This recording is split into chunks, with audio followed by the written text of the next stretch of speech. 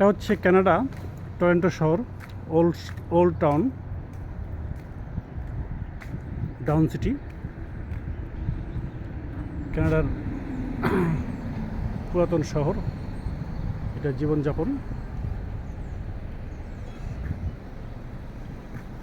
শহর। এটা হচ্ছে সাইকেল দিয়ে চালানো রোড, রাস্তার পাশে। আর এখান থেকে গাড়ি যাওয়া অনেক। এখানে কানাডাতে জীবনযাপন অনেক নিয়ম মাফিক করতে হয়, চালাতে হয়। নিয়মের বাইরে কিচ্ছু করা যায় না, কঠিন নিয়মকানুন। অনেকেই দেশের টাকা পয়সা নিয়ে মেরে কানাডাতে বেগম পাড়া করে, বাড়িঘর করে, কিন্তু আমি বুঝতে পারি না কী লাভ নিজের দেশ ছেড়ে নিজের টাকা নষ্ট করে দেশে পাড়ি দেওয়া। হয়তো শখের ছলে আমরা যখন আসছি দেখার জন্য, ঘোরার জন্য, সেটা অন্য ব্যাপার। এই যে Kingston university school clinic hotel, also পুরান শহর, একটি গির্জা।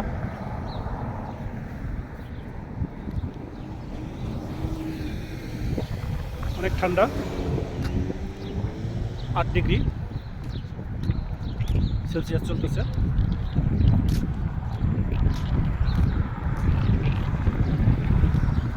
এ হচ্ছে কানাডার পুরান শহরে, পুরান ঢাকার মতো পুরাতন টাউনের জীবনযাপন।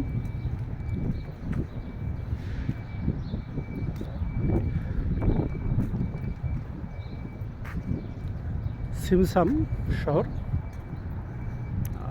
আবাসিক কমার্শিয়াল মিলানো, লোকজন খুব কম। তবে এখানকার নিয়মকানুন অনেক কঠিন। এখানে ক্যাশ টাকা ব্যবহার করা যায় না, খুব কষ্ট হয়। আপনারা যারা আসবেন অবশ্যই মনে রাখবেন ক্রেডিট কার্ড নিয়ে আসতে হবে। এখানে সব কিছু প্রায় 90%ই সব ক্রেডিট কার্ড ইউজ হয়, ক্যাশ আর ইউজ করতে যায় না। যেমন আমার হোটেল বুকিং করা ছিল দুই জায়গায়, টরন্টোতে এবং নায়াগ্রা ফলসে। এরা ক্রেডিট কার্ড দিয়ে পেমেন্ট করে নেবে, বিধায় আমার হোটেল বুকিং ক্যান্সেল করে দিয়েছি। তারপর আমি কমসে কম 50টা হোটেল চেকিং দিয়েছি, ক্যাশ ডলার দিয়ে আমি হোটেল নেব, কিন্তু ওরা দেয় নাই। তাদের এই সিস্টেম নাই, নিয়ম নাই।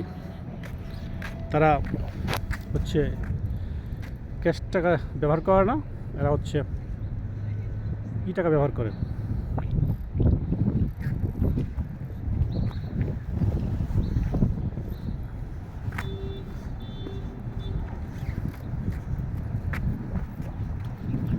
এটা হচ্ছে এখানকার নিয়ম, ট্রাফিক রুলস কঠিনভাবে মানতে হবে, সবাই সেটা মানে।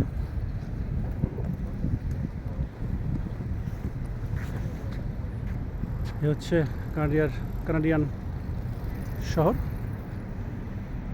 পুরাতন শহর, এবং টুরিস্টরা সব এখান দিয়ে ওঠে ম্যাক্সিমাম। এখানে সারা রাত আড্ডা চলে, তো ঠিক আছে, খুদা হাফেজ। পরে আবার অন্যগুলো জায়গা খাবো।